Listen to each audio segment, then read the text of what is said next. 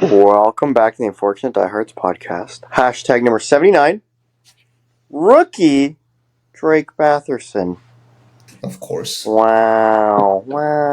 Go Sens. Anyways, my name is Evan. I'm an Ottawa Senators fan, and welcome to the Unfortunate Diehards podcast. Let me introduce you to my friends. These are them.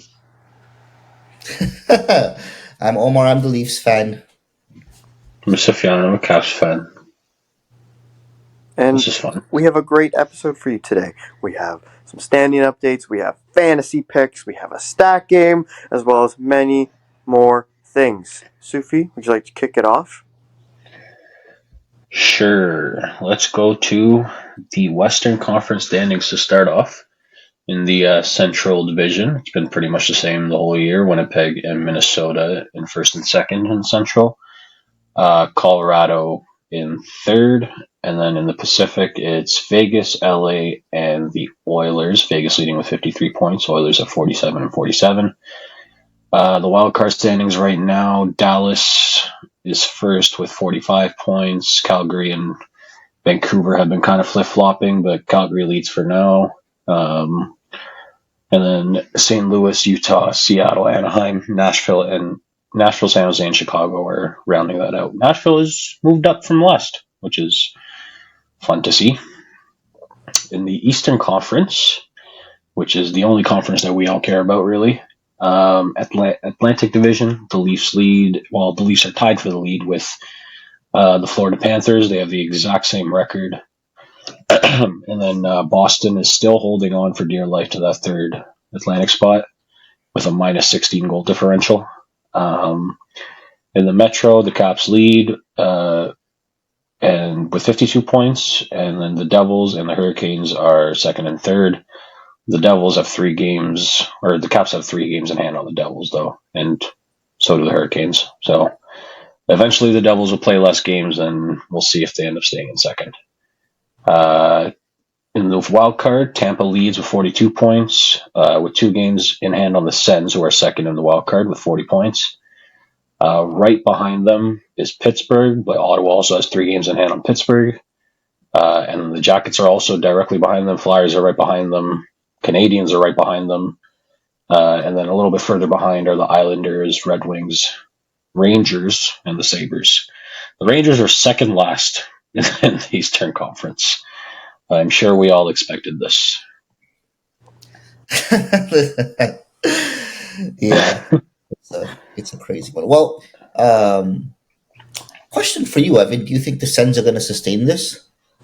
I think they can. Right now, Forsberg did join the team in Dallas, which is nice to see, I suppose, but kind of tough when Allmark's getting hurt for a decent amount of time because he was playing so well. There were games where we didn't necessarily need him to be outstanding, but he was anyways, and just kind of spoiled with how his play was. So Marylainen looked okay, Sogard not as okay. So my thought is hopefully Marylainen can kind of just be all right, kind of as a tandem with Forsberg for the next little bit until Allmark is back, because I believe he tweaked his back, and so hopefully he's not out too long. But I do think they can. They're a point up on the Penguins, but with 3 games in hand on them. For example, I didn't think they were going to win in Minnesota, but they won with an empty net, which was pretty nice. So I think after that kind of not slow, but average start, kind of back and forth, they have some more confidence in themselves, which is really nice to see, and kind of believe in themselves. They can win any game, especially with good goaltending a good chunk of the time now. The fact that they've been able to stay in that position with both their goalies kind of not being 100% is good, because then it bodes well for when they don't have the offense to kind of make up for that going forward. And I think if they stay in this position, we could definitely see them make a move or something on defense or Zub scoring. Is projected to come back either this game or next. I hope Zub can stay healthy because he's Me too. And he's so cute. Zub and Allmark are kind of the X factors in the terms of like they have to stay healthy for the rest of the season I just don't know, like if for success. I don't know if like the Sens can maintain a playoff spot. Is what I'm like. I don't think it matters because I think the other teams that they're competing with are playing terrible. Well, I think so. Okay, I'm of the opinion that Rangers are not going to be this bad all season. I think there's too many good players on that team to be Well, this. Shesterkin's on IR, so that doesn't help. I mean, They're it also doesn't matter, but 7 points back. it's still on paper a pretty good team, and they can manage. Just like if the Sens can manage without Allmark, I think the Rangers can manage without Shesterkin if they can play like the Rangers should be I playing. would argue no, because the Rangers stink at 5-on-5 or have stunk, but Igor is nuts.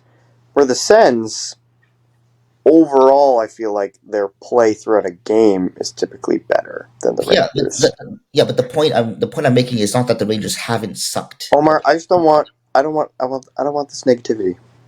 No, it's not negativity. I'm just saying that like All right, what's next?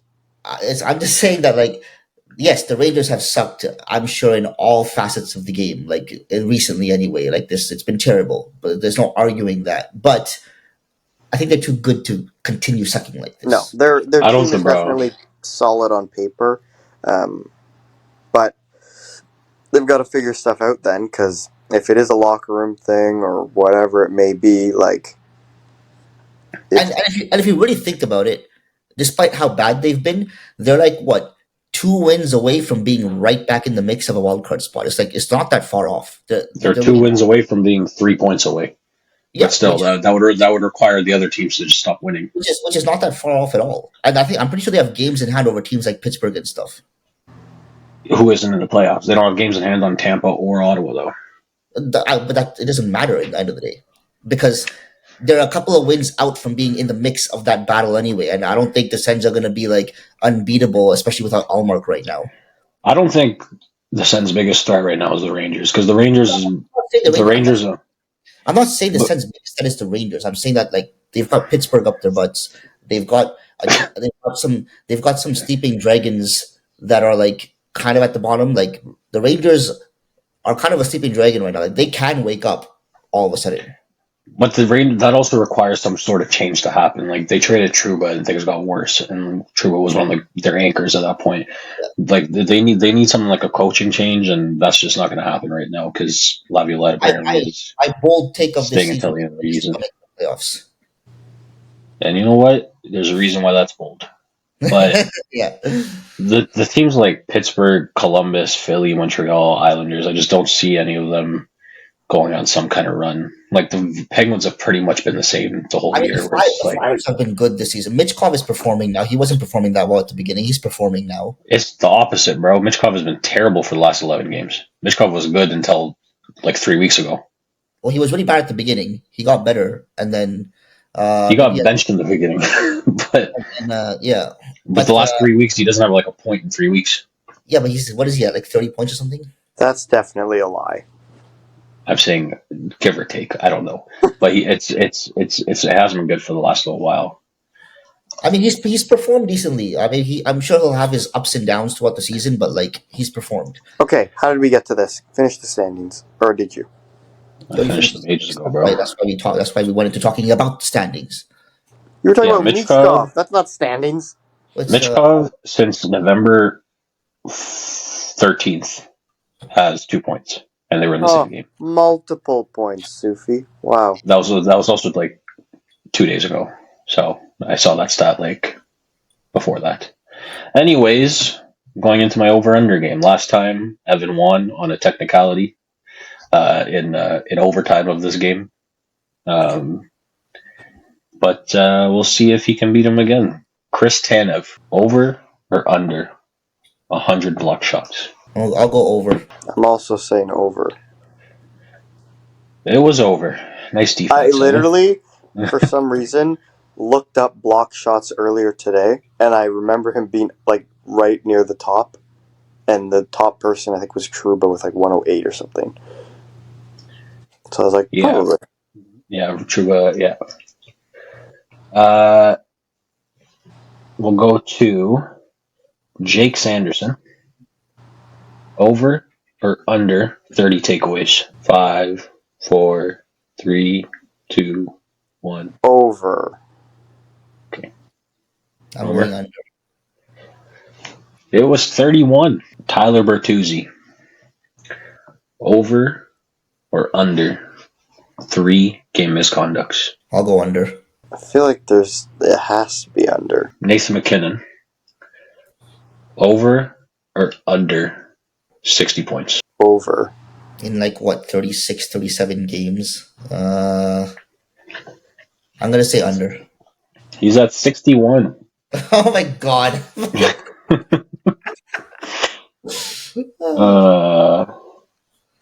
So, I mean, Evan's won, but we could just do one for fun. Sure. Jack Roslovic. Over or under 14 goals? Homer. Under. Over. He's at 17. He had a hat trick or something like the other night. I picked him up in fantasy a while ago, and I don't think he was doing that well, so I'm just going under. Oh, yes. 7, bro, I was doing a Sporkle. I was like, who the hell's leading the Hurricanes in goals? It was Roslovic with 17. And he has 25 points. New York Rangers. Bad. Really bad. Wow. Great job, Sufi. Yes. So here's the thing with the Rangers, right? They traded Trouba. We thought, maybe that would fix something, but apparently it just made things worse because he was well liked, and I don't know. The Rangers players apparently are just not loving the way that whole thing went down. But we already talked about that, so we can brush past that. Both Igor getting hurt and the Rangers brass very non-committal to doing anything to actually change what's happening there. Laviolette's job is apparently secure until the end of the year, which I've never seen for a good team doing. We've seen bad teams fire their coaches after being bad. But a team like this with expectations, having a rough start and not firing their coach is crazy. The Bruins were in a playoff spot when they fired Montgomery. Yeah. But with all the failed playoffs too in Laviolette's tenure, I don't know. It's kind of just weird to see. I think this is Laviolette's second year. I think it's his third. It could be a second, but I'm pretty sure it's his third. Okay. No, it's a second because Carberry was last year. Yeah, second. Second year, and last year Rangers made it how far again? Round 3. Yeah. Round 3, right? Yeah. Okay. Well, I mean, technically that's not a bad season. I guess the Rangers, management over there is under the impression that this is some crazy rough patch that's gonna fold over. Which, if I'm being honest, is what I also think. But the fact that they're not making any changes when things have got this bad, considering their expectations for the season are much higher, is surprising. Laviolette's job being secure is interesting because if you're underperforming this badly, it seems weird that you're going to keep your coach throughout this whole thing, especially when if bad teams who are not really like the Detroit Red Wings. I know we're going to get to it, but if the Red Wings can make a coaching change like that, if the St. Louis Blues can do that, well, the Blues was for a different reason. I think Boston firing their coach is why St. Louis fired their coach. Yeah, well, the Blues did what I think, it was a really smart move. When a coach of that caliber is available, you jump on him, Yeah, yeah. But yeah, I find it's hard to pinpoint what's actually wrong in New York because it's in my opinion, it's management hasn't handled things properly this year, which is, I think, undeniable. Coaching is probably an issue, but it wasn't last year. But so I don't know with coaching. The player atmosphere, the player morale obviously has taken a hit with the Trouba situation. I read something. Is this about the Rangers? I can't remember, but a couple of players not getting along in the locker room. no, that's different. That was someone else. Yeah. We'll get to that. Anyway, yeah. So I can't. It's hard to pinpoint what the Rangers situation is. It's hard to pinpoint it. I Hmm. don't know, like, what can I point to be like, this is the issue? I don't know what the actual issue is. It's for me. It's a very profound trust in veteran players that is seeming to kind of handicap them a little bit. Like guys like Lafreniere, Cully, like they've kind of proven time and time again that they should be getting more ice time, should be getting more run, and yet they keep hammering the nails of Mika Zibanejad and Vincent Trocheck and stuff. And I know they deserve a little bit of run because of their careers and stuff, but I think we've seen enough sustained bad play for them to give these other guys a chance. Like Zibanejad's been brutal since not even like since the second half of last year till now, especially in the playoffs, he was bad. And then this year, he's not even like close to. He's worse than he was in his Ottawa days. This Mika Zibanejad that we're seeing right now, which is crazy considering the people that he gets to play with. So I think So that plus with like Fox and Panarin are playing pretty much as well as they can. Shesterkin's been shaky, but I think that's more to do with the fact that this team sucks at 5-on-5. Which is crazy considering they sucked at 5-on-5 2 years ago. They got back to like a good place last year, and everyone thought that was kind of like the turning point. But this year, it's been back to they just can't produce offense, but more so their 5-on-5 defense has been really bad. yeah, so Lafreniere, Cully, these guys are getting what 17, 18 minutes a night or something, I assume. Like, what's they're averaging probably around that. I feel like that's generous. Lafreniere is at Lafreniere is at 17, which is pretty much in line with what he had last year. But he has 21 points in 36 games, which is actually pretty good on the Rangers right now. And then Cully is third on their team in scoring with 24 points. He's getting 1450. It's interesting to see like their top ice time getters right now. Trocheck's getting run 21-35. He's on the penalty kill, so I guess that makes sense. And sorry. Zibanejad's at 18-13. He's 21 points in 36 games. And I don't really care about plus minus as much as other people, but being minus 22 on a team like this is kind of crazy. And then like Panarin and these guys, what, like 22, 23 kind of thing? Panarin's at 1939, but he's far and away the best player on this team right now. Yeah. Guys like Riley Smith, like he's still getting 15-28 over guys like Cully. Kreider 17-33. Yeah, I don't know. I find it hard to believe that like they can't give more run to guys like even Hedel to an extent, Cully. Kako when he was on the team was barely playing as well. Like I don't know. There's no one single fix, but this is why my thing with them is they need to make some sort of change. And when a team can't figure out what they need to change, it's usually the coach. Yeah. All right. So what's next? The World Juniors.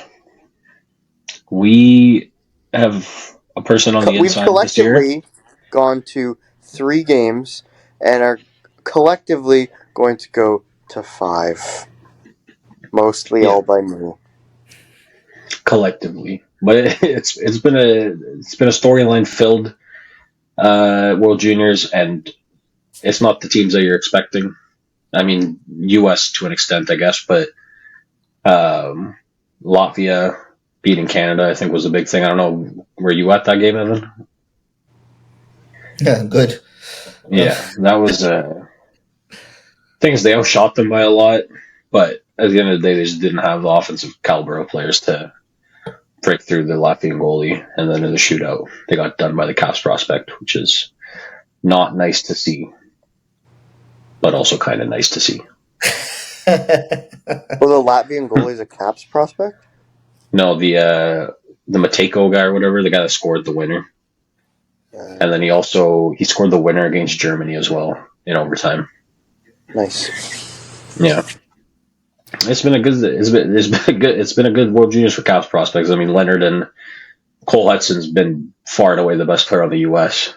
So far this year, and we also have a prospect on Switzerland. I'm pretty sure Mobley or something like that. He hasn't been that good, but we're doing well for the other teams. Too bad we couldn't do it for Canada because they wanted to snub our best player, but it is what it is.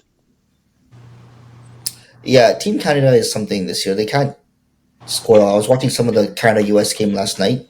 It's like it's kind of sad to watch. Mm-hmm. And yeah, I don't know. I'm it's weird to see Canada being this incompetent. They're also very much sheltering their best offensive threat in Gavin McKenna. He's playing like 12 minutes a game. Which is another thing that's the issue with the team is Dave Cameron is their coach.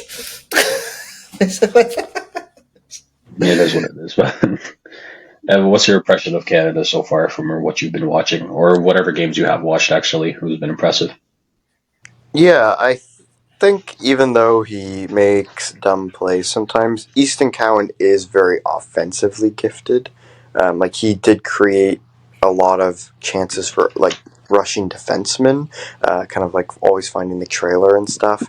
Um, I thought that Gavin McKenna does look good when he does play, but overall, I find the issue with Canada is that they have no in tight scoring. It's a lot of perimeter guys, and my example would be, I'm not saying this is exactly what would happen or who would fix this problem, but you look at someone like Zach Hyman, who only had a career high of like low 20s when he plays in Toronto, goes and plays with even more skilled players who can just dish the puck and he can bang in rebounds. Just someone to cause havoc and stuff. Really, that wasn't happening at all in any game. Like the goalies are tracking the puck so well, and there's no one to kind of get in the way and make the goalie's life hard. Like it's 50 something shots against Latvia, but most of them aren't that difficult. They're savable shots for a goalie like who's competent. So yeah, it's just quite a disappointing team. Like this is probably one of the worst Canadian World Junior teams that I've seen in a really long time, and just kind of upsetting because of you know maybe we're spoiled and we were due for a bit of a stinker team, but yeah, just kind of frustrating that other teams are finding such success, and we have all this talent, but it doesn't seem like it's as well-rounded of a team as we would have liked. I keep on thinking back on when the last time the championship was held in Ottawa, which was 2009, and we had the Tavares, Eberle, and that Team Canada that won gold, and that was probably like one of the best world The whole champions. run from like Yeah, 05 to like yeah, 2012, 2013 was insane. And then you had a bit of a revive when McDavid played, and then the Bedard year and COVID year and stuff. Like those teams are pretty good. But the Bedard year I was think to watch because of Bedard mainly, but yeah, Bedard and like McTavish and stuff like that, like those guys that team was electric. The thing is, like, I think the competition has also gotten really good. Like the US just for the last like 7 years has been producing crazy talent. But then even like the fringe teams like Finland and Czech, I think have made like a big change to their development and stuff too. So I don't know. I think Sweden has been kind of underwhelming, but they're still hanging around. So I'm kind of curious to see what happens. I think if I had to predict who's going to make the finals, I think US is a pretty safe bet to make the finals unless they have a stinker against one of the two teams that they end up playing. I think Canada Czech is going to be it's going to be if Canada can get past Czech, I'd be thoroughly impressed because they've looked pretty good so far. And I don't know, I haven't seen enough from Canada to be very confident in them actually doing that, but we'll see what happens. Moving on to the Blue Jackets. So there's this thing that happened a couple of weeks ago where Line went on to say that the Jackets organization has become too comfortable with where they're at. First, I want to hear what you guys think with that. Like, have the Blue Jackets become kind of complacent and like been a little bit more okay with losing?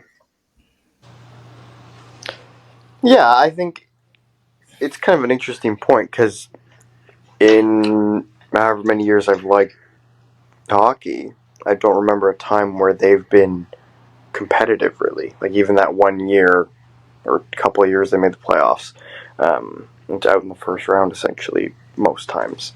And it's kind of back to mediocrity. And it kind of reminds me of like the old Senators team. Like, they'd maybe make the playoffs every other year, but it'd be like a wild card or low divisional spot, and then they'd be out in like the second round for the most times. Like, it wasn't the Capitals out in the second round winning President's trophies. It's just like they'd make it in or they wouldn't, and they were always just okay.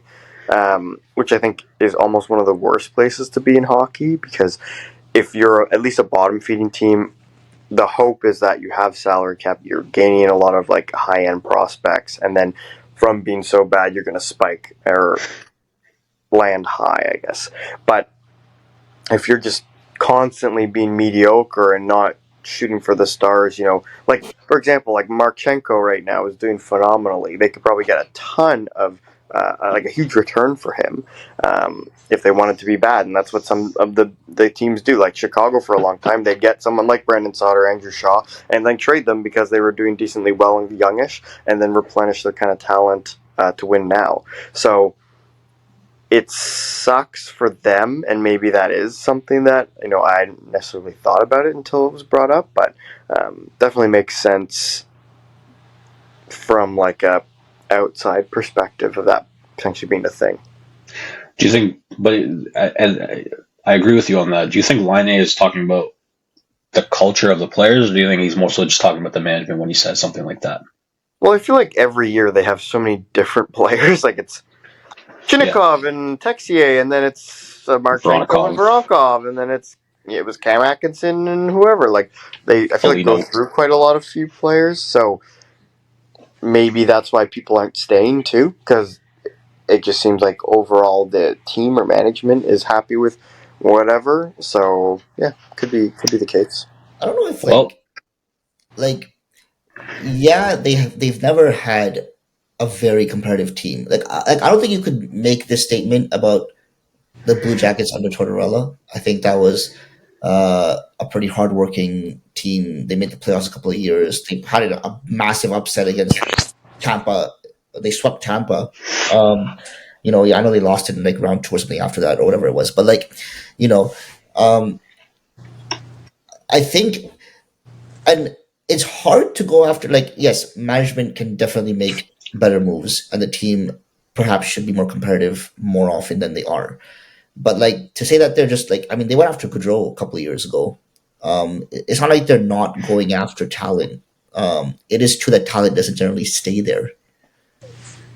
So yeah, like, and especially like, okay, like when it's hard to even say that about the players. Like, okay, when Dubois was there and that was being said about him when he was in Columbus, and that was under Tortorella, like, maybe at that time you could say something like that about the players. I don't know right now, and I think can you really say that this season, after like Goudreau's passing, the team's actually doing like pretty good right now? I mean, like, no one's expecting them to make the playoffs or anything, but they're in the hunt. Mangiapane's playing pretty decent. I mean, the team's not terrible. Mangiapane? Marchenko? Sorry, Mangiapane. I was like, wait, what team are you talking about? Sorry, Mangiapane. Yeah. Yeah. So, like, is it? I don't know. But that's the thing. This is if 38 points and 2 points of the playoffs is good for them, then it's kind of confirming everything that we're talking about. I guess so. Like, because I do agree that they haven't been competitive or that competitive ever. Even in the Rick Nash years, they weren't like. Did they ever make the playoffs in the Rick Nash years? I don't remember. Maybe once. Yeah, once. So yeah, like, I think there might fine. There's like fair game to what he said, I'm sure. But is it because players don't like going to Columbus? Is Columbus really a hotshot place for players to want to go play? Yeah. So here's the thing, right? There's a second part to the story that I want to get to, and it's Zach Werenski taking Linus' comments very much to heart. He essentially, after the Blue Jackets beat Montreal after that game, went on to say that Line shouldn't be bashing Columbus and its players, etc. So I think he took it as Line literally talking about the players and like their will to win and things like that. But I don't know if he really has that much of a leg to stand on. I mean, everything that Laine said is kind of true with what has happened in Columbus for the last few years. So it comes down to the leadership group, and Werenski's a part of that leadership group. Boone Jenner, um, Monahan, etc. Like, there hasn't been enough shown to these players that they hope to keep long term, that don't end up staying, that this team is going to try to win continuously. Like, Can we compare them? Can we compare them for a second? Okay, fine. If you want to say that these things are like that line is right or whatever, for example, okay, let's go based on that because that's what I hear you guys saying. So like, let's compare the Blue Jackets to the Senators or to for a long time Florida or two for a long time Toronto for that matter. Like teams that have been bad, Buffalo right now, teams that have been terrible slash mediocre for long stretches of time. well, I think you can say that about Buffalo. The thing with the Sens, Habs, Leafs, all to an extent, is over the last like 3, 4, or 5 years, they've actively tried to make their teams better. They've actively, No, last three As five. well as they were bottom few teams, and I know Columbus was a couple times, but mm, if you're missing on these picks too, like that hurts a lot. Like Dubois is like a second liner, and you're getting a third overall pick. Like you look at other third overall picks, some of them are like the best players in the world. You're looking at Juracek, you're looking at Cole Sillinger and Kent good Johnson. Like Branson. yes, they're still young, but you're hoping that these guys are going to be game changers, and they're turning out to be nothing burgers. And then But when you're signing players in free agency, you're signing guys like Good Branson, bless you. You're signing guys like Good Branson and Monahan and stuff. Where it's like these guys aren't going to help a team that's kind of mid become a winning team. They're just going to help them become more mid. Well, like, or these guys could, but they'd be like a third pairing or like a third line center, not your top four and second or first line center. Like, I mean, they and five Monahan times is having a five. great year and good for him, but Yeah, this is not sustainable over the next few years. Maybe it is, but to me, what I've seen from Sean Monahan, this is. He's having a good season. I don't know if he's going to continue it next season. yeah. But the thing is, maybe it does handicap them that like Columbus isn't necessarily at the top of where people want to play, but But neither is Ottawa. and neither there's and that's the thing that like there's a lot of teams that have that excuse that don't need to use that excuse because you can see them actively trying to get better. Where Columbus, that just isn't the case. Yeah. I mean, you could. The thing is, you could say that what Columbus has done. You could say that about multiple teams throughout times when they were bad. Okay, Yeah, but we like can't say that. There's just no point in saying that now because no one like Line is only going to talk about his experiences, right? Like, are we whether Line is making the right points or not? Like, it's hard for me to take everything Line says with like be like, okay, yeah, like you're right, kind of thing. Like Line himself has been probably an issue a couple of times on teams. yeah, but then you like even look at Line and Dubois now and how they're playing. Like, I think it's a fair assessment to say that them being on the teams that they are now has thoroughly helped them, where being on Columbus hurt them more than anything else. Yeah, but Yeah, Dubois has like 8 points. Laine was part of some pretty Yeah. good Winnipeg teams that he was not happy with either. Laine was part of a Columbus team he wasn't happy with when he at the time actually in the last 10 years the Tortorella Columbus was probably the best Columbus we've seen in the last 10 years, and that's when he was on Columbus. And Laine's been on like that's I don't know. I don't understand why you're harping so like you're so pro Columbus right now. I'm not I feel like we're just commenting on the comments. no yeah but like you guys no but you guys are saying that the comments are right and I don't see like I'm not saying that you're No, wrong. we're just saying That, we like, could see where he's coming from an outside perspective. We're not saying this is for sure. Because the thing is, someone like Eichel said the same stuff about Buffalo, and that is true. But you're going to say that just And because, Buffalo still stinks. and you're going to say that just because it's Eichel and not Line, that those have the more thing weight is, to them. in my opinion, that has more weight to it because Aiko stuck with a team that was bad for a number of years, and he kind of had a breaking point with them, and then he went and he won a cup. Okay, like I can't. Yeah, but you have to look at where Eichel went too. Yeah, no, I get that he went somewhere good and he was part of, and like it was a good team already, whatever. Like I get that, right? But he's in a situation he obviously loves now. He's performing well. He's won there. Like his decision and what he has to say. Like for me, his situation means his words mean more weight. Now, Line coming in from like a couple, like for all I know, like Liney's attitude hasn't been like the most amazing in my opinion over his career so far. Like his Winnipeg, like he had issues with his playing time and all that kind of stuff in Winnipeg, and because of that he had to leave. In Columbus, obviously he wasn't happy because of that he had to leave. Like he's kind of just like now he's a star on a team and he knows that he's like the main guy there. So now he's happy. So like sure, like good, great, but like he wasn't the main guy in Winnipeg when he started.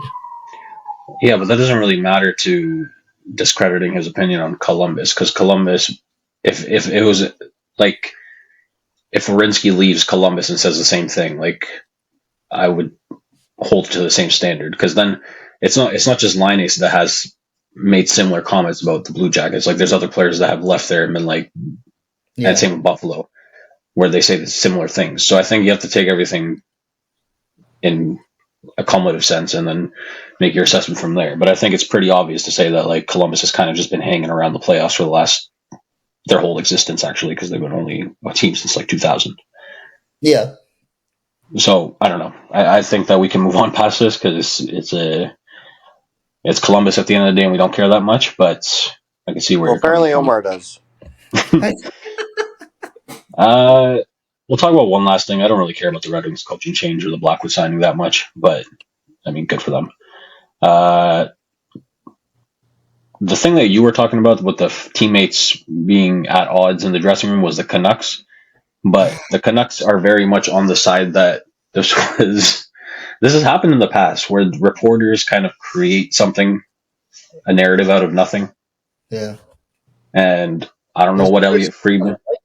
What? it was Pedersen and someone, right? It was Pedersen and Miller, but I don't know where Friedman got his intel from because the Canucks players seem more pissed off at him than they did at each other.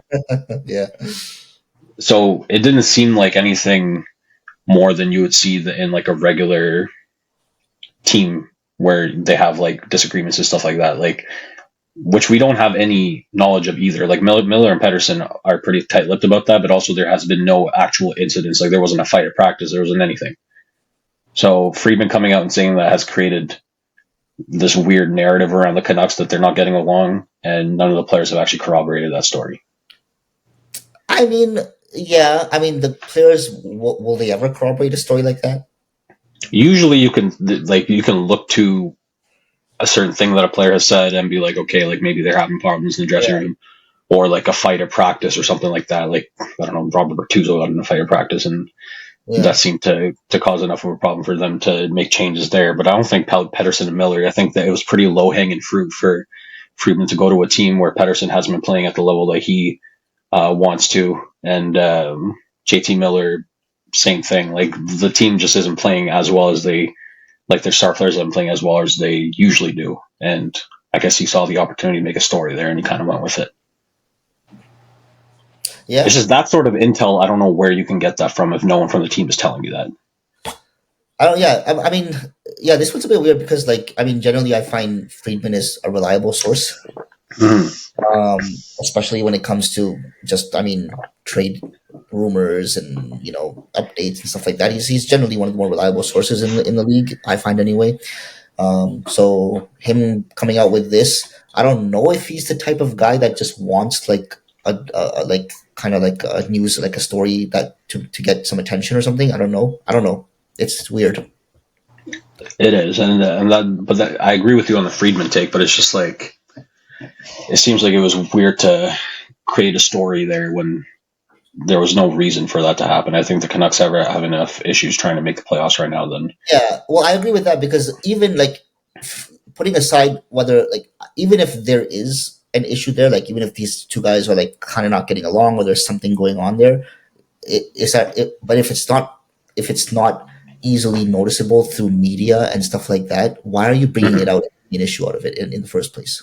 I feel like you need some sort of confirmed issue there before you exactly. go after that. Yeah, Confirm it and then bring it out. And if you're hearing things that like, oh, maybe like Pedersen and Miller aren't getting along, like why are you being like a gossip girl and putting it out there? You know, precisely. like Precisely. when they haven't like fought during practice, when no one said anything in press conferences or stuff like that. Why are you coming out and being like, oh, these guys aren't getting along? Like, is there need to really say that? Yeah. Yeah. Evan, any comments on this, or should we move on to injury updates? I feel like we've talked about this before, so no further comments. Fair enough. I'm going to try to keep this light. Shane Gostisbehere has gotten hurt. He is going to be out for a while. That is literally what it says on the injury update. Jack Drury is also out.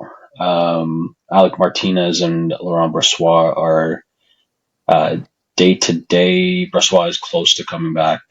He's been out for 6 weeks. Nichushkin's day to day. Mason Marchman is out until at least the 11th.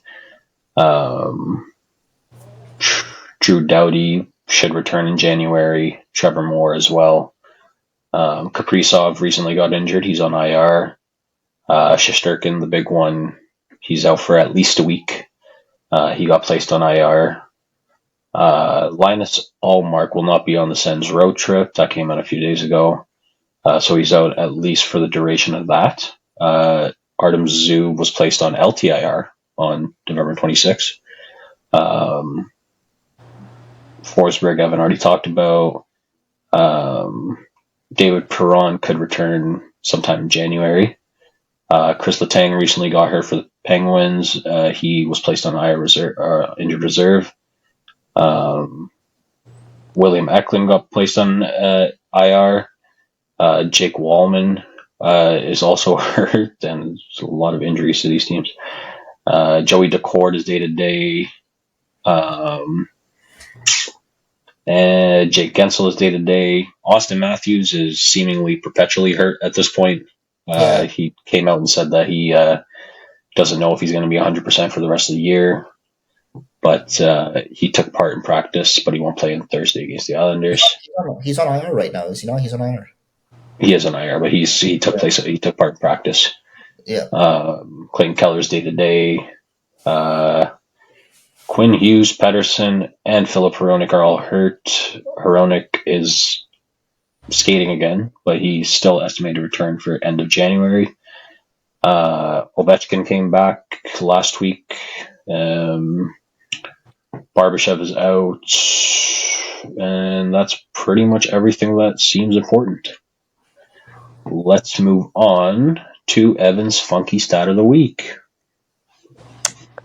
All right, so I found out that in 2024, the calendar year, there was more natural hat tricks than any season ever before in the NHL's history. Really? That is very random. Yeah, it's with 21 natural hat tricks. Isn't that quite impressive? Weird stat, yeah. I feel like natural hat tricks are rare. Mm-hmm. Very nice funky stat, Evan.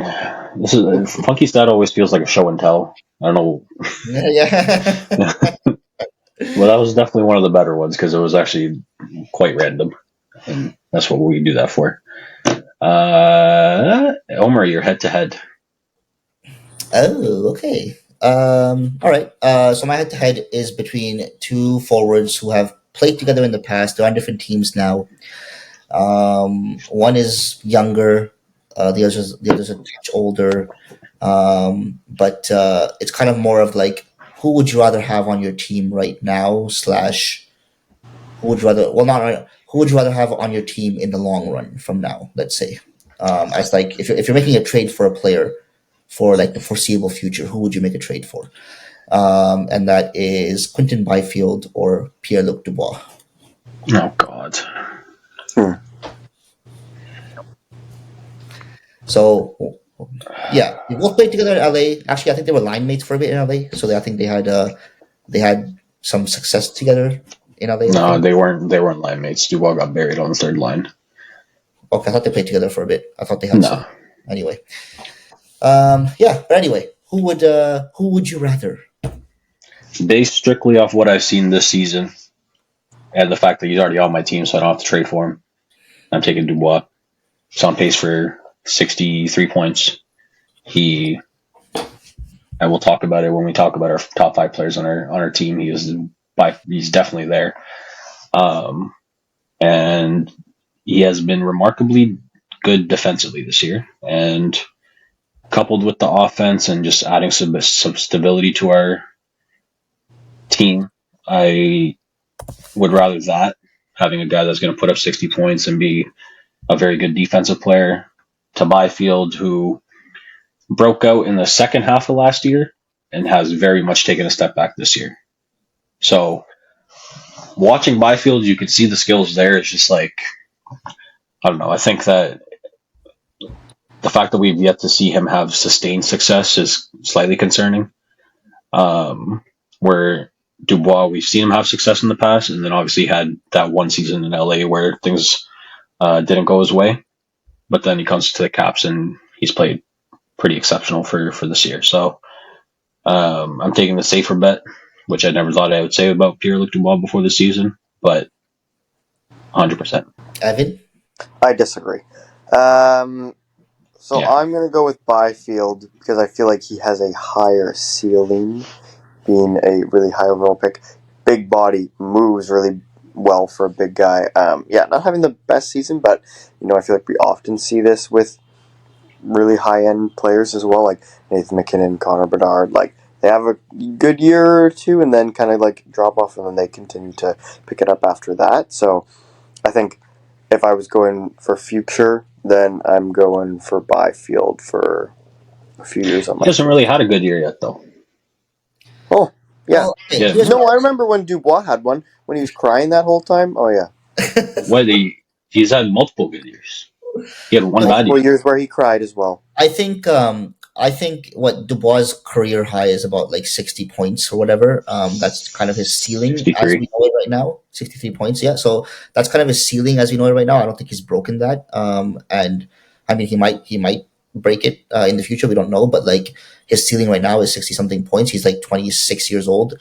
Byfield is 4 years younger at 22. He had a 55 point season last year. Yeah, he's had a bit of a rough patch this year. But yeah, I would have to agree with Evan. I think I think you can look forward to a higher ceiling from Byfield at a younger age if you're going for a future pick. I think he comes with a bit less drama than Dubois, in my opinion, as well. There's no drama with Dubois now. Well, yeah, right now there isn't, sure, but it just historically he comes with a bit less drama than. Yeah, I mean the drama was pretty well documented, so I don't think there's any fault of his there. I think, I like you, Sufi. You said that it's weird that it's concerning that we haven't seen like long stretches or sustained good play from Byfield. I think that's a bit unfair. He's only played like one full season. So that's like, yeah, he's having a bit of like Bedard's having a sophomore slump. So like I think it's unfair to use that as an argument against him. I think he's only had one full season in the league. He's 22 years old. He got a 55-point season in his one full season, which is quite impressive. He's played 250 games. I'm pretty sure that I can make that argument. I mean, he hasn't played more than one full season. And there's reasons for that. No, he's just young and he's.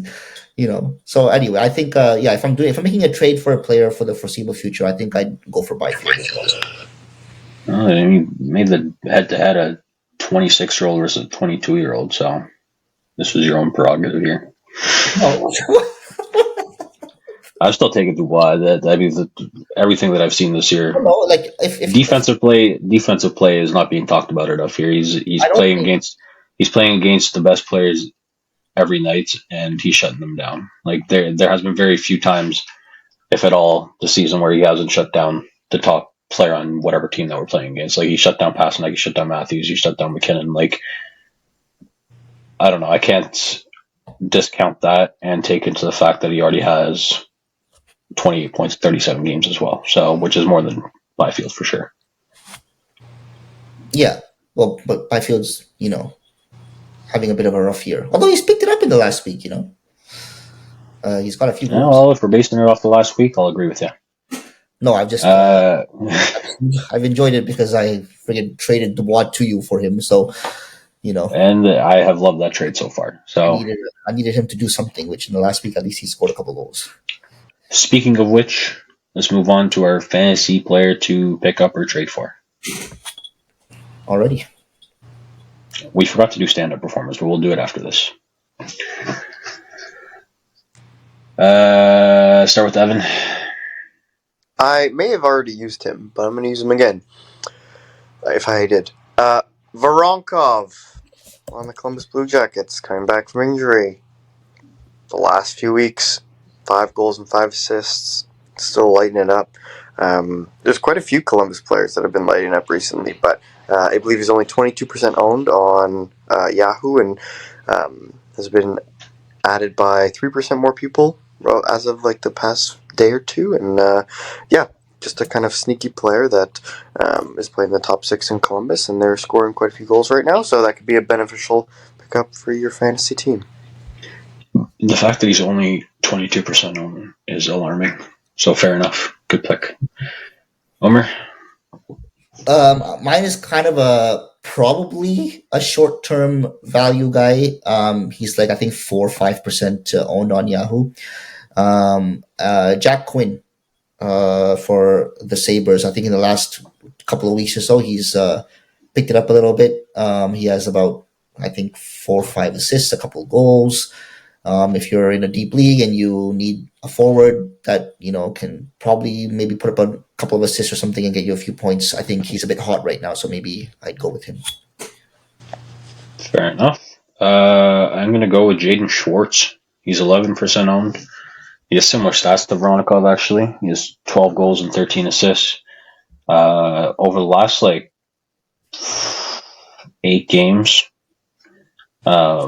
he has 5 goals and 2 assists, and he's also shooting a lot, which is nice to see from him. And he's actually ranked 153 in our league, so I would say Jaden Schwartz, if you can pick him up still.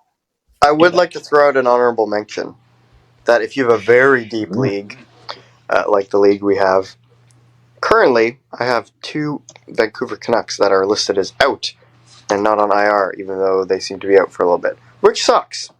But I picked up a different small offensive defenseman on the Canucks, Eric Brandstrom, ex-Senator, and last night he had 4 blocks, a shot, a power play point, which was an assist, and got me 6 fantasy points. So that could be a short-term kind of, if you need someone for this week that'll hopefully get a couple power play points or just a bit more playing time because of injury, that could be someone else you could look at with who's 1% owned. He also got into a fight, which I would not expect from him. So if you have a penalty, I don't know if he's going to be sustained penalty minutes, but he does have. Yeah. All right, let's go on to standout performers. Omer, we'll start with you in the Central Division. In the Central Division, okay, Central Division, I'm gonna go with Kyle Connor. What has he done in the last 2 weeks that has stood out to you? Well, Winnipeg's kind of been up and down, but he's got 11 points in his last 6 games. He's still Kyle Connor, so he's still the reason they're doing well. I mean, apart from Connor Hellebuck, obviously, I feel like it should be Connor Hellebuck instead of Kyle Connor still. But no, Connor is performing as he always performs. I think he's a big reason why Winnipeg is where they are, and I think he's a big reason why they kind of come out of their rough patches too, because he's so consistent. So yeah. Fair enough. Evan, Central Division. I'm going with Cam Fowler. Cam Fowler, since being traded to the St. Louis Blues, I believe is point per game, and has had 3 goals as well, including 2 yesterday in the Winter Classic. Him and Parayko have been just like Parayko as well have been point per game, or roughly, since Fowler went over and they were pairing. So just kind of quite impressive for a guy in his 30s being traded to a new team and on defense, lighting it up like that. So kind of cool to see him do so well. Yeah, he scored in his 1,000th game yesterday. It's good to see. My player is also in Winnipeg, and it's Gabe Vilardi. He has 11 points in 7 games. I did want to talk about him, but he was so the LA Kings have actually been pretty good this year, but it definitely isn't because of their trading abilities.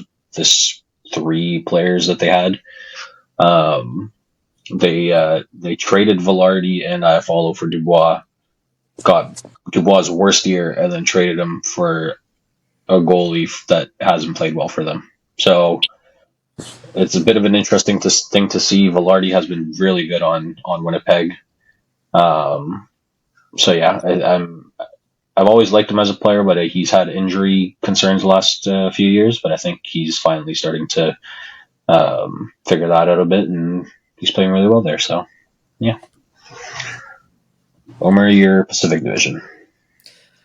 Pacific Division of the Calgary Flames, I'm going with Jonathan Huberdeau. Fuck. Sorry. but no, he has like 5 goals in his last 5 games, plus a few assists. I think 8 points in his last 5 games. Calgary is hanging on to the second wild card spot.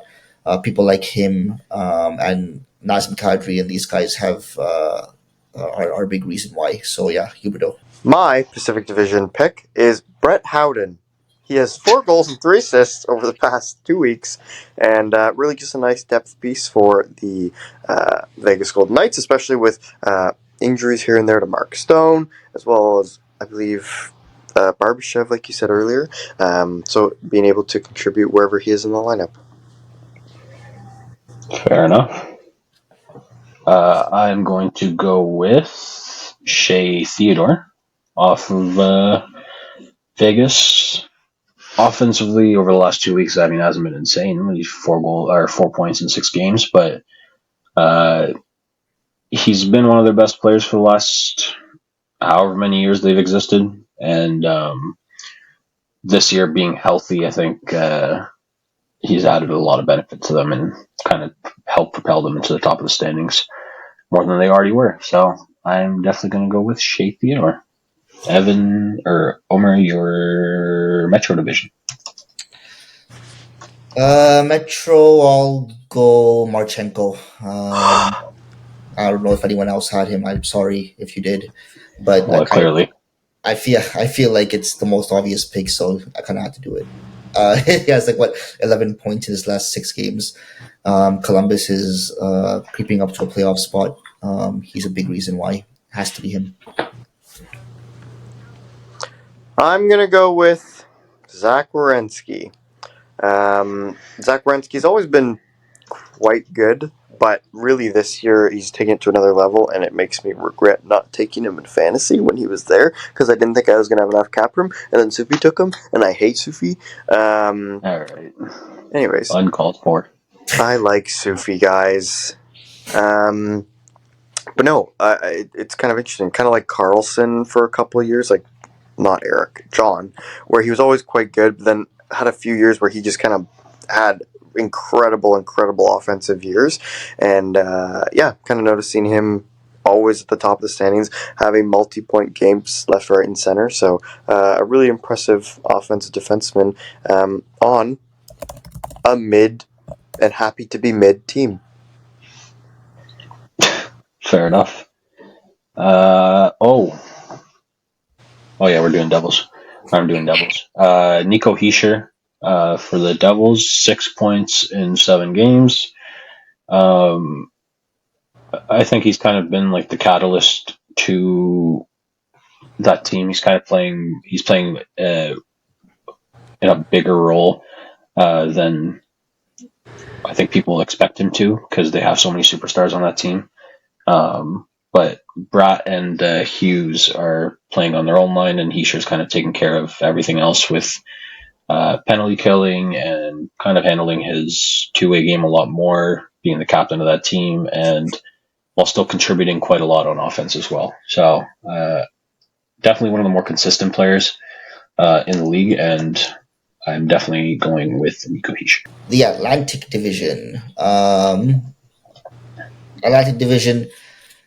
None other than William Nylander. Has to be him. 5 goals, 7 assists in his last 6-7 games. Only Leon Draisaitl has more goals than him on the season. He's doing this.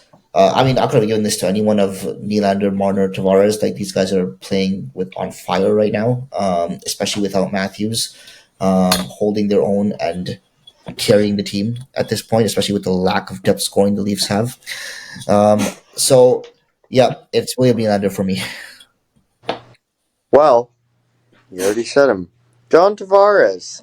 I feel like even us going into this year, we're like, I'm not saying he's playing up to his contract per se, because that's tough to do, but this guy doesn't slow down. Like, he's on pace for 40 goals. He's still a competent first line center, and for years we've talked about him slowing down and he's not going to be the same. And I feel like every year he just kind of proves us wrong again and again. Doesn't matter. Like that's his foot speed was never what made him successful, and it won't ever be what makes him successful. And he just finds a way to score and make people around him better, and it's showing in his point totals. Great. I'm also going with the Leafs player. Just kidding. Yeah. I'm going to go with Lane Hudson, Montreal Canadiens. He has been great this year. I mean, the thing is, he reminds me a lot of Hughes in his first year, where it's like, I really hope people don't care about his defense, and it was the same thing with Hughes, just a diminutive offensive guy. And, that defensive side can develop over however many years, but he has 26 points in 37 games, 6 points in those last 7 games. But he has shown that he's a special offensive talent. He's on pace for well over 50 points this year, and kind of excited to see how he progresses and plays more and more on the first power play unit with the talented offensive guys that they have on that first unit. And Lane Hudson. Let's move on to Evan's stat game. Woo! So, my friends, we were talking about hat tricks earlier, natural hat tricks, but I want to take it a little further. So, instead of just saying in the 2024 season, from the 2023 season, as in 2023-2024, till halfway through this season, so today, can you name me the top 5 people who've scored the most hat tricks in that time? We get 3 minutes, and we can name as many as we want. Yes. Great. Okay. So there is a tie for third all the way to... There's 7 people in the top 5, technically, if that makes sense. So, Okay. whenever you're ready. Austin Matthews. Matthews. Correct. Draisaitl, I don't know. Yeah, sure. Draisaitl. No. Kucherov. McDavid. McDavid, no. Kucherov, no. Oh. Braden Point. Nope. JT Miller. Nope. It's worth getting dicey. Forsberg. Nope. Sebastian Aho. Nope. Damn, this is much harder than I thought it would be. Tavares. Nope. Nylander. Nope. Zach Ovechkin. Hughes. No. Did we say Matthew Stamkos? Tkachuk. Matthew Tkachuk, no. Stamkos. No. Okay, well. McKinnon. No. Rantanen. Rantanen is number 1 with 7. Okay, nice. Oh, wow, he has more than Matthews. Damn. Flames, no. Winnipeg. Kyle Connor. Nope. Kaprizov. Nope. Goals. Who scores goals? Pavelski. He usually scores goals. Yeah. Rope Hintz. Nope. Oh wait, Pasternak. Pasternak is correct. Pasta. How do we forget about Pasternak? I had him in mind before we went into this, and I just forgot him. Tage Thompson. Tage Thompson is correct. Yes. So we need one more. Watch like Zach Hyman. Well, I mean, technically, but I'd like you to get all of them. Oh wait, Rangers Go guys. Hyman. Hyman is correct. Nice. So what do we have left? How many guys do we have left? 2 more. Missing 2 that are tied for third. Panarin. Aaron, right? Aaron is correct. Kreider? Nope. This last one is dicey. Adrian Kempe. If it's No. not Point, McKinnon, who else would it be? Hagel. No. Who's playing good this year that could be on it? Gensel. No. Kaprizov, Boldy, no. Duchesne. No. How much time do you have? I thought you were keeping the time. you were keeping time. Oh. All right. You have Okay, 30 seconds. I was going to say, I'll just do 30 seconds. Bedard. No. No, I don't even So think he has Rantanen one. was not there? Rantanen was first. Rantanen was first. Nichushkin. No. Maybe it's Sens players. No, Stutzel. No. Sure. Stutzel. No. Batherson. Giroux. Should we say Kaprizov? I already said Kaprizov. 10. Marty Natchez. 3, Sveshnikov. 2, No. 1. Makar. Hopefully Besser. I don't He know. did name 5 or 6 of the We 7 heard it. available. So we won it, essentially. Sort of. We named 5. I thought we named 6 or 7. Yeah, you did name 6 or 7. Like, you named 5, which is, you're supposed Yeah. to get top 5, but there were 7 tied in that 5, however you wanted to organize it. The one you missed, Sufi went over this team quite early and didn't name this player. And that is from the Winnipeg Jets, Mark Scheifele. Scheifele. I was thinking about him and I just didn't say him. Damn it. It is what it is. All right. So we usually end off our episodes with 1 positive, 1 negative, 1 standout for each team, for each of our teams. But today we'll do something a little different. We're almost halfway through the year, so we'll do our top 5 players on our teams, going along with an honorable mention. And let's just say, Omer, you go first. You name your honorable mention, and then 5 to 1. Talk about it a little as you see the picks, but don't go into crazy detail because then we'll go on forever. Okay, so honorable mention player, and then there. Okay, honorable mention for me is Max Pacioretty. He's. I'm not expecting. Damn. What? It really speaks to the depth of the Toronto Maple Leafs. Never mind. Keep going. Honorable mention for me, it's Max Pacioretty. He's kind of brought this kind of identity to the Leafs that I really like. He's gotten quite physical. He has been putting up some points, but he's really altered his game to kind of this, to this Craig Berube style that is effective. And yeah, he knows that he's not like the 25-year-old Max Pacioretty who's going to score 30, 40 goals. But he's kind of altered his image, and he's brought a lot to the Leafs. I like it. Okay. You go 5 to 1. Oh, I thought we were going honorable mentions first, and then. No. Okay, at 5, I will have Bobby McMahon.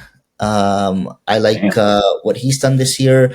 Before he was injured, he was playing well. He got injured for a bit, came back, and he's kind of picked up for. I think he's gotten better after actually the injury. He's kind of been pretty decent anywhere he's been placed in the lineup.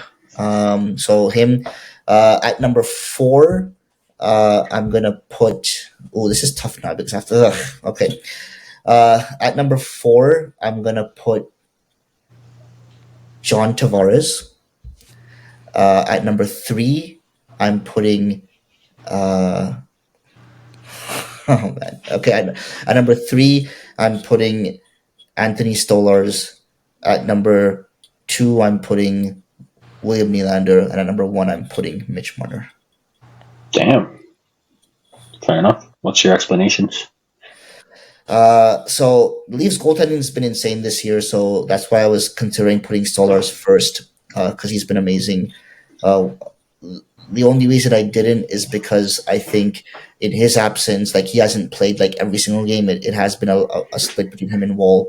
So in his absence, in Matthews' absence, people like Marner and Nylander and Tavares have really lifted the fort.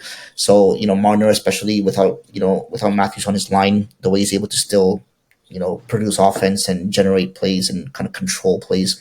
I think Marner deserves to be number one there. I think Nylander is a very close second, or if not at the same level as Marner, but I just put him second for similar reasons.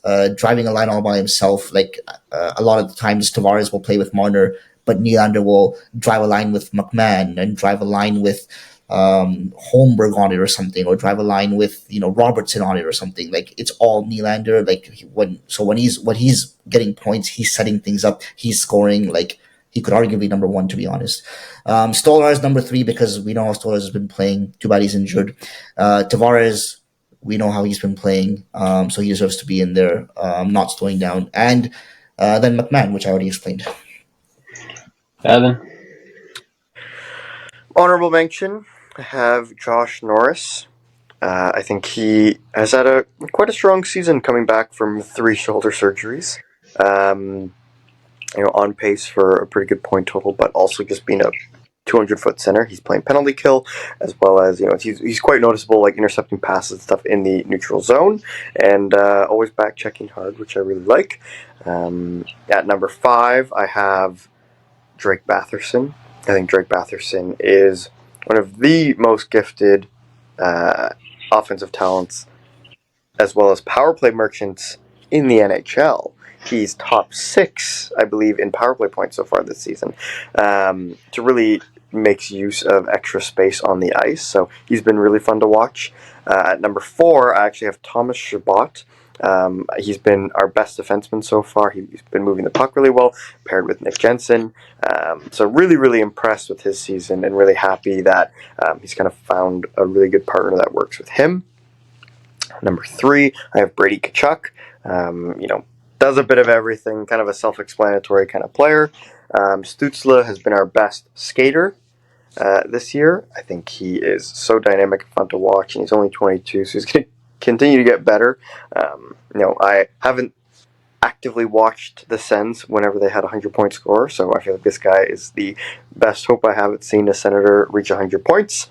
And number 1, the most important player on the Senators is the goalie, Linus Ullmark. Didn't start outstanding, but his stats, even just for the whole season now, are good. He's mid-19s, as well as I believe, 2-point-something goals against, around the middle mark.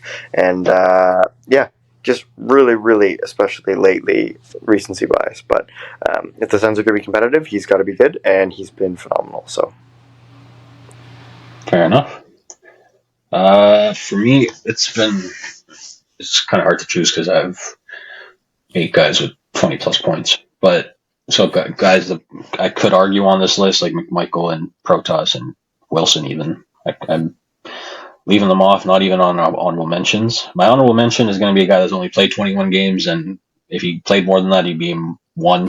But I'm putting Ovechkin as my HR because he's only played 21 games, but he has 17 goals in 21 games, so I couldn't not talk about him. And this way I can give the opportunity to the guys that held the fort down while he was out. At number 5, I have Logan Thompson.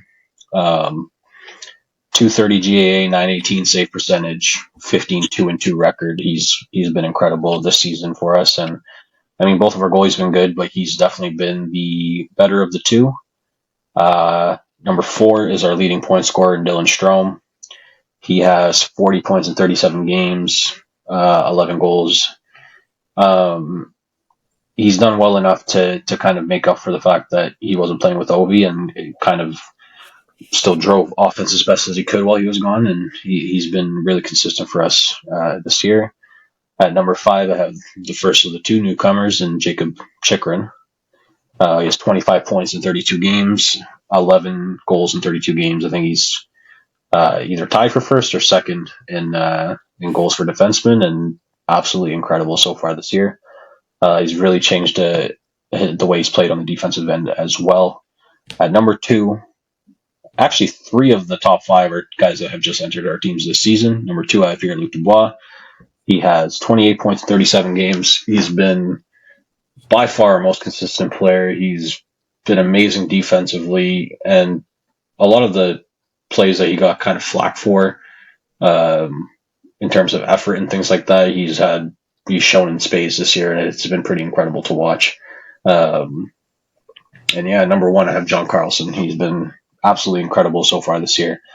Um, Analytically, you could say one thing: he's been absolutely insane in that regard. But just watching him, um, he's kind of found the fountain of youth a little bit, and he's playing the most minutes on our team like he does every year. But he has had 4 goals come back because of goalie interference. So I'm gonna give him the first spot on this ranking, just because I love him. Well, thank you everybody for listening. We wanted to shout out our sponsor, Carlington Booch, for always sponsoring our podcast. You can find them at carlingtonbooch.com and buy one of their 6 delicious flavors, being blueberry, raspberry, rhubarb cream soda, root beer, naked, and ginger. They are very affordable at the lowest cost you can get if you're buying a nice big pack is $2.50 a bottle, but typically go for $3.50, and it has healthy probiotics that promote gut health and supports fighting addiction and homelessness in Ottawa with all their profits. So check them out. We always appreciate them helping us, and we will try to help them. So thank you, everyone, for listening to the podcast today. We always appreciate the 5 listeners, and you can find us on the following platforms: Apple Podcasts, Spotify, Google Podcasts, iHeartRadio, Stitcher. Stitcher, Sirius XM. Watch us on YouTube. Follow us on Instagram, TikTok, and Twitter at the Unfortunate Diehards. And we'll see you next time.